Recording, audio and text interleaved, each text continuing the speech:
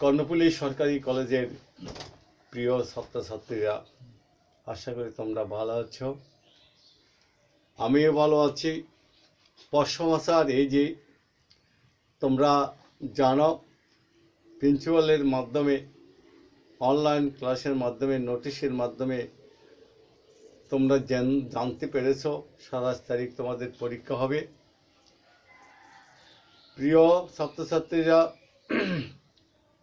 BA BSS দ্বিতীয় বর্ষের ছাত্রছাত্রীরা, আজকে আমি তোমাদের চতুর্থ পত্র নিয়ে আলোচনা করব। যেহেতু পরীক্ষা তোমাদের 27 তারিখে হবে, এই 27 তারিখে পরীক্ষার মাধ্যমে তোমরা জানো এবং পরীক্ষাও দিয়েছ। প্রথম মানে ফার্স্ট ইয়ারে তোমরা প্রথম এবং দ্বিতীয় পত্রের পরীক্ষা দিয়েছ। কীভাবে পরীক্ষা দিয়েছ সে সম্পর্কে জানো, এবং তারপরেও একটু আলোকপাত করতে হয়। 20 নম্বরের পরীক্ষা হবে, 15 নম্বর তোমাদের লিখিত পরীক্ষা, আর উপস্থিতির 5। এই 15 নম্বরের ভিতরে প্রিয় ছাত্রছাত্রীরা, তোমরা জানো এক কথায় উত্তর দিতে হবে 3টা। আমি 5টি প্রশ্ন দিয়েছি, এক কথায় উত্তর দিতে হবে 3টা। 3 নম্বর সংযুক্ত প্রশ্ন উত্তর দিতে হবে 2টা, 2 দুগুণ 4 নম্বর, এবং রচনামূলক প্রশ্নের উত্তর দিতে হবে 2টা, 7 দুগুণ 8। তাহলে 3 নম্বর, 4 নম্বরে 7 নম্বর হয়। ব্রড প্রশ্ন 8 নম্বরে কি হয়, 8 7 15 নম্বর। আর উপস্থিতের জন্য 5 নম্বর। তাহলে তোমরা জানো, গত পরীক্ষা দিয়েছো ফার্স্ট ইয়ারে, সেই পরীক্ষায় তোমরা তোমাদের সেই অবগত আছো, তোমরা জানতে পারো। সামনে যে পরীক্ষা হবে সেটা হলো দ্বিতীয় বর্ষের পরীক্ষা, এবং আজকে যে বিষয় নিয়ে আলোচনা করবো সেইটা হলো চতুর্থ বিষয়। এবং তোমরা জানো এই 20 নম্বরে তোমরা ভালো লিখলে, যারা ভালো লিখছে প্রথম বর্ষে, তোমরা ইনকোর্স পরীক্ষায় ভালো নম্বর হয়েছে, এইটাও তোমাদের কি ইনকোর্স পরীক্ষা। তোমাদের ইনকোর্স পরীক্ষা অবশ্যই কি দিতে হবে, বাধ্যতামূলক দিতে হবে, বাধ্যতামূলক, এবং কি লিখতে হবে। ভালো লিখতে পারলে ভালো নম্বর পাবে। প্রিয় ছাত্রছাত্রীরা, অযথা সময় নষ্ট না করে তোমরা ভালো মতো লেখাপড়া করবে এবং ইনকোর্স পরীক্ষার জন্য প্রস্তুত থাকতে হবে। হয়তো তোমরা জানো, অনেকে কি জানেও না যে পরীক্ষা চতুর্থ পত্রের বিষয়টা কি।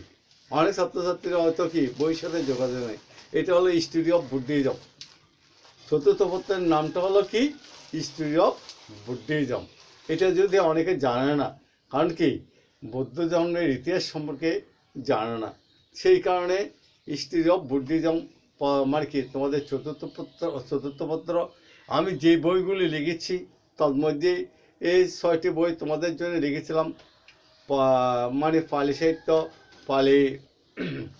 পালি দ্বিতীয়, এবং কি এই যে সংস্কৃত গ্রামার এবং পালি ব্যাকরণ এই একটা, এবং হিস্ট্রি বুদ্ধিজম হলো চতুর্থ পত্র। তাহলে প্রিয় ছাত্রছাত্রীরা, এই বই থেকে তোমরা প্রশ্নগুলি পাবে। তোমরা বইগুলো কালেকশন করে, লাইব্রেরি থেকে কালেকশন করে, বা আমার সাথে যোগাযোগ করে তোমরা বইগুলো নিতে পারো। আমার নাম্বার তোমাদের হয়তো অনেকের জানা আছে। তোমাদের কোনো অসুবিধা হলে এবং সাজেশন পেতে হলে আমার সাথে যোগাযোগ করবে।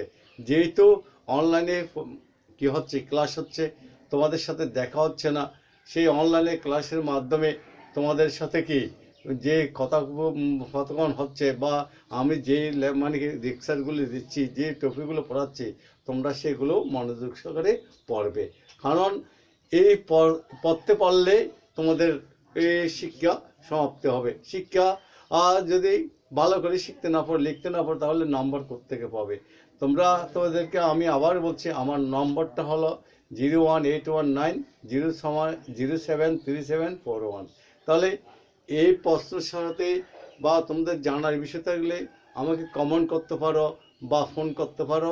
তাহলে তোমাদেরকে আমি যতটুকু পারি ততটুকু সাহায্য সহযোগিতা করে যাব। তোমরা তোমাদের কোনো বিষয় যে কোনো ছাত্র শিক্ষকের সাথে যোগাযোগ করলে সেই শিক্ষক তোমাদেরকে যতটুকু পারে ততটুকু সাহায্য সহযোগিতা করবে এবং বুঝিয়ে দেওয়ার জন্য চেষ্টা করবে। এবং যদি করোনা চলে যায় কলেজ স্কুলে, তাহলে তো তোমাদের সাথে দেখা হবে এবং কি সেই সম্পর্কে বিস্তারিত আলোচনা করব। আজকে যে বিষয়টা আলোচনা করব, আমি যে বলছি 15 নম্বরের তোমাদের লিখিত পরীক্ষা উপস্থিত 5, এই 15 নম্বরের পরীক্ষার ভিতরে যে প্রশ্নটি আলোচনা করব এটা হলো সম্রাট অশোকের অবদান। সম্রাট অশোকের অবদান। সম্রাট অশোকের অবদান বৌদ্ধ ধর্মে বিকাশের জন্য, বৌদ্ধ ধর্ম স্থিতিশীল রাখার জন্য, চিরস্থায়ী জাগ্রত রাখার জন্য পৃথিবীতে এখনো যেগুলো স্মৃতির নিদর্শন এখনো বিদ্যমান আছে, তন্মধ্যে সম্রাট অশোকের স্মৃতির নিদর্শনগুলো ভারতে এখনো কি আছে, বিদ্যমান আছে, উজ্জ্বল নক্ষত্র হিসাবে কি প্রস্ফুটিত আছে। তাহলে স্মৃতির নিদর্শন যদি না থাকে, স্মৃতিটা যদি না থাকে, মানুষ কি দিয়ে বসবাস করবে?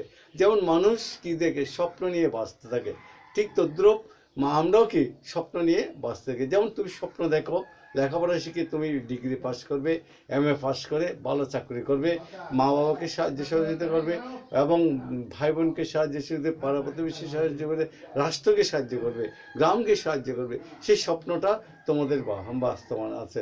বৌদ্ধ ধর্মের বিকাশের জন্য, বৌদ্ধ ধর্ম চিরজাগ্রত রাখার জন্য সম্রাটের অশোকের অবদান এটা কোনোদিন কি করা যাবে না, কি ভুলা যাবে না। পৃথিবীতে যুগ যুগ ধরে চন্দ্র সূর্য যতদিন থাকবে, পৃথিবীতে চন্দ্র সূর্য যতদিন থাকবে, সম্রাট অশোকের অবদান এটা কি থাকবে, এখনো বিদ্যমান থাকবে। পৃথিবীর যদি অস্তিত্ব বিলীন হয়ে যায়, সম্রাট অশোকের অস্তিত্ব বিলীন হবে না হয়। এই সম্রাট অশোকের বৌদ্ধ ধর্ম বিকাশের যে অবদান রেখেছেন তা কোনোদিন কি ভাষায় প্রকাশ করার মতো। যেমন সেই এই কি নিগৃহীত শ্রমণের একটি একটি ব্যাখ্যা শুনে, নিগৃহীত শ্রমণ কি সামান্য 7 বছরের শ্রমণ, তার মুখের ব্যাখ্যা শুনে, প্রমোদ এবং অপ্রমোদ বর্গের ব্যাখ্যা শুনে সে বৌদ্ধ ধর্মে দীক্ষা নিয়েছিল। কে? সম্রাট। কেন নিয়েছিল? প্রিয় ছাত্রছাত্রীরা, সে তার পাশাপাশি কলিঙ্গ রাজ্য ছিল, তার বাবার নাম ছিল বিন্দুসার এবং তার দাদামহ পিতামহ কি কোনোদিন চেষ্টা করে নাই কলিঙ্গ আক্রমণ করার জন্য। কিন্তু সম্রাট অশোক যখন রাশিয়ান দখল করেছেন, তার 99 ভাতাকে হত্যা করে, তাই 99 ভাতাকে যখন হত্যা করে সেই সিংহাসন দখল করেছিলেন বাবার কি সেই সম্রাট অশোক যখন সিংহাসন দখল করলেন, তখন তার 99 ভাইকে হত্যা করেছিল। তখন তাকে অনেকে বলতো চণ্ডাল অশোক। মানুষকে হত্যা করলে আপন ভাইকে হত্যা করার কারণে অনেকে চণ্ডাল অশোক বলতো। কারণ কি চণ্ডালের মতো কাজ করেছে বলেও মনে করছিল তাকে তাকে চণ্ডাল অশোক বলা হতো। কিন্তু প্রকৃতভাবে ঘটনা উদ্ঘাটন করলে বোঝা যায় সম্রাট অশোক নিজে কি ভাইকে হত্যা করতে চাইছিল না, কিন্তু ভাইরা যখনই তাকে আক্রমণ করতে গিয়েছিল এবং ভাইরা যখন তাকে আক্রমণ করলো, যুদ্ধে ভাইরা নিহত হয়েছিল। সেই কারণে অনেকে চণ্ডাল অশোক নামে কিন্তু এই চণ্ডাল অশোক বা প্রিয়দর্শী অশোক, তার কথাবার্তায়, চাল চলনে, মানসিকতায় প্রিয় সম্রাট অশোক এমন সবার প্রিয় হয়েছিল।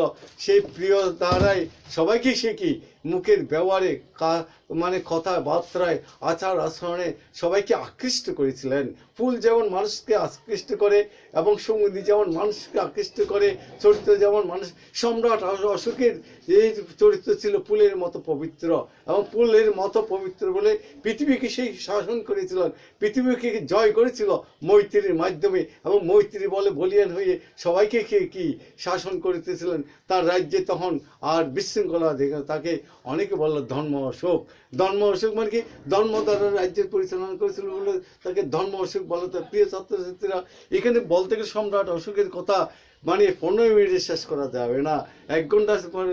সম্রাট অশোক একজন রাজস্বী অশোক, তার রাজ্য বিস্তারের সীমা অনেক অনেক মানে বিস্তারিত।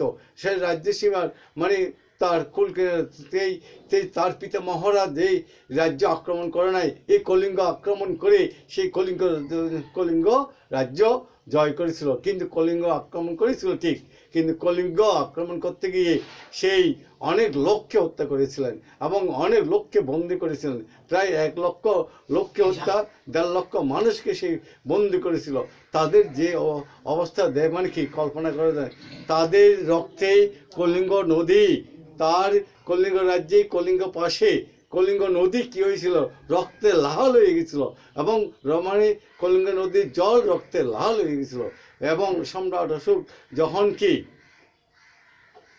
রাজ্য জয় করার, কলিঙ্গ জয় করার পরে যখন কি সে দেখতে গেল এবং কলিঙ্গবাসীকে যখন দেখতে গেল, সে রাজ্য যখন দেখতে গেল, দেখা গেল কারো কি হাত নাই, কারো পা নাই, কারো নাই, তাদের আত্মচিৎকারে আকাশ বাতাস কি হয়েছিল, ভারী হয়েছিল। প্রিয় ছাত্রছাত্রীরা, এত করুণ দৃশ্য, এত করুণ কি কাহিনী, সেগুলো ভাষায় বর্ণনা করা যাবে না।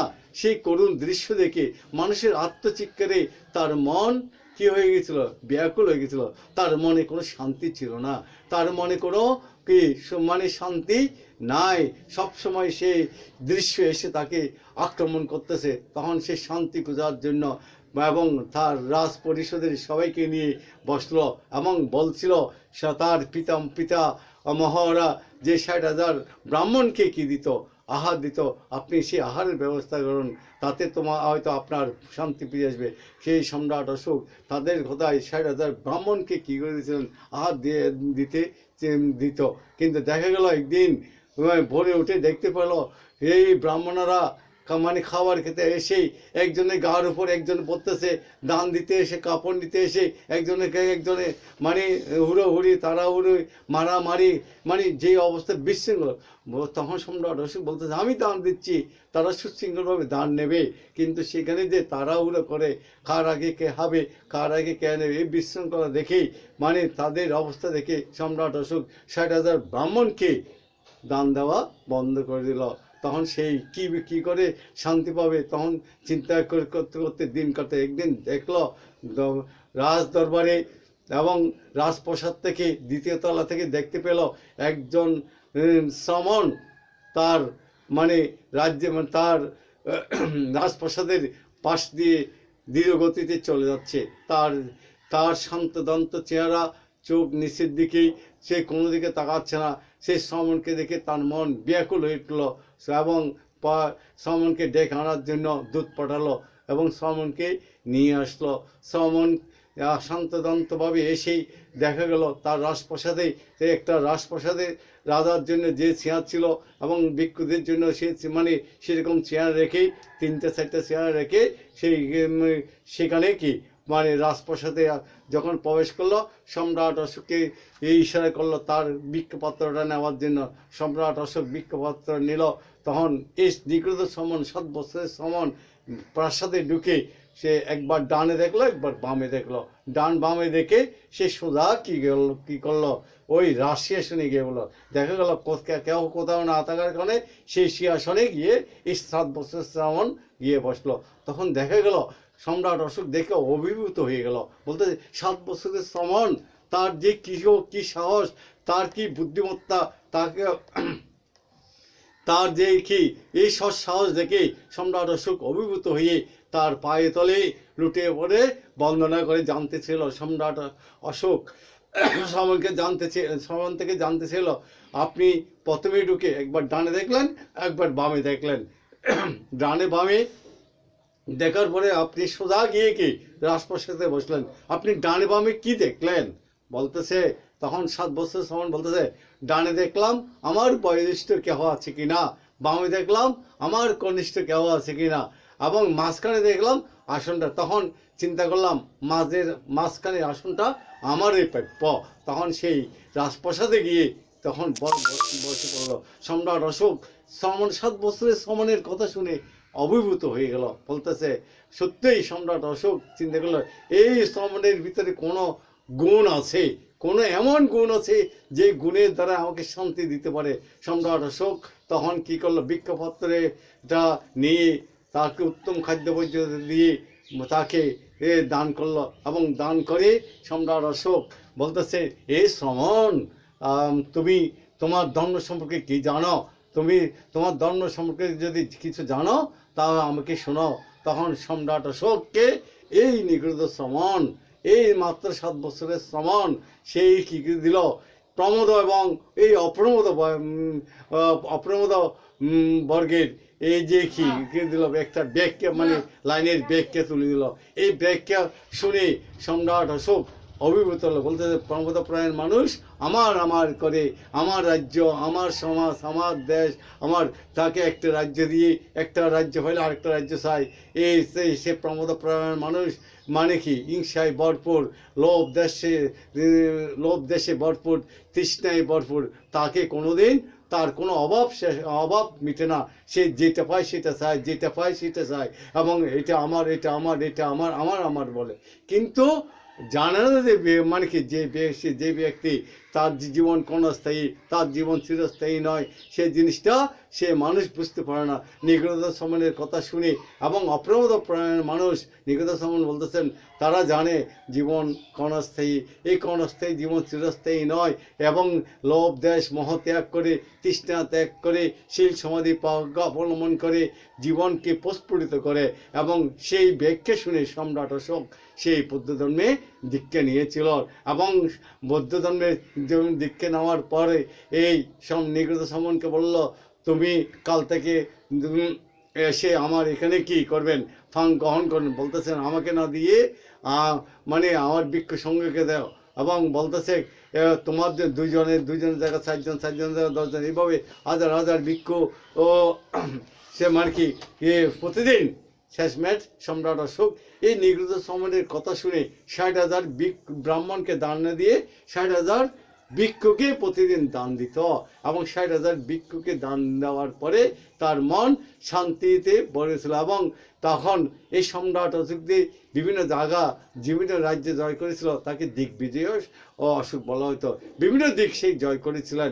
তখন সম্রাট অশোক পরবর্তীতে মনুষ্য ধর্মে এবং মৈত্রী ধর্মে দীক্ষা নিয়ে, ঐশমন্ত্রের দীক্ষা নিয়ে সে রাজ্য শাসন করত, এবং কাউকে কোনোদিন সে কি দেয় নাই, মানে কি আর মানে ব্যত্রাঘাত দেয় নাই, সে মানে তাকে কোনোদিন কারাগারে নিক্ষেপ করে নাই।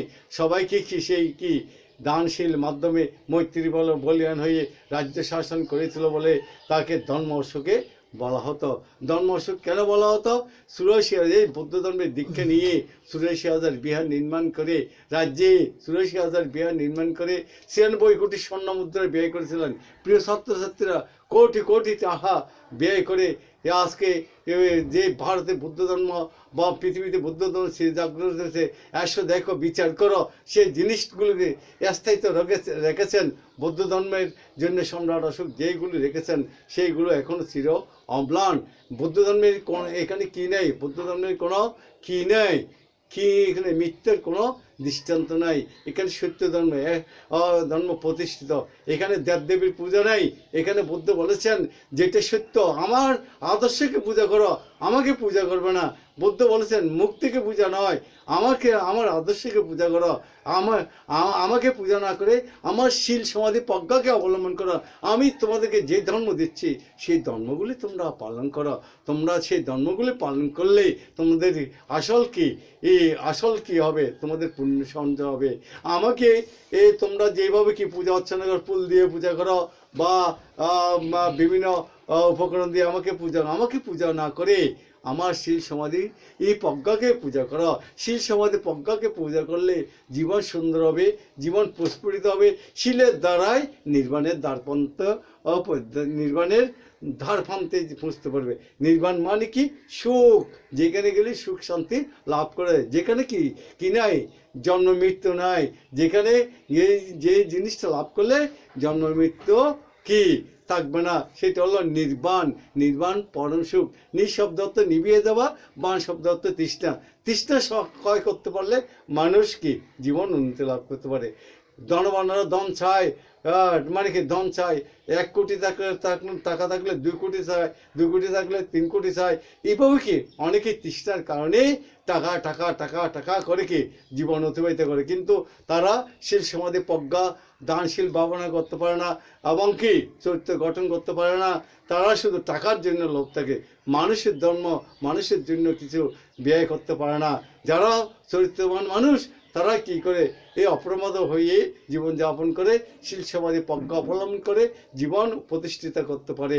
প্রিয় ছাত্রছাত্রীরা, আজ এই পর্যন্ত থাকবে। আগামী ক্লাসে তোমাদের সাথে কি করব, আরেকটা টপিক নিয়ে আলোচনা করব এবং এই টপিক নিয়ে এবং যে টপিকটা নিয়ে আলোচনা করব সেটা ইনকোর্স পরীক্ষা থাকবে। তোমরা ইনকোর্স পরীক্ষার জন্য প্রস্তুত থাকবো। 27 তারিখে তোমাদের পরীক্ষা হবে। রুটিনের মাধ্যমে তোমরা পরীক্ষা নেবে। আজ তোমরা সুখে থাকো, সুন্দর থাকো।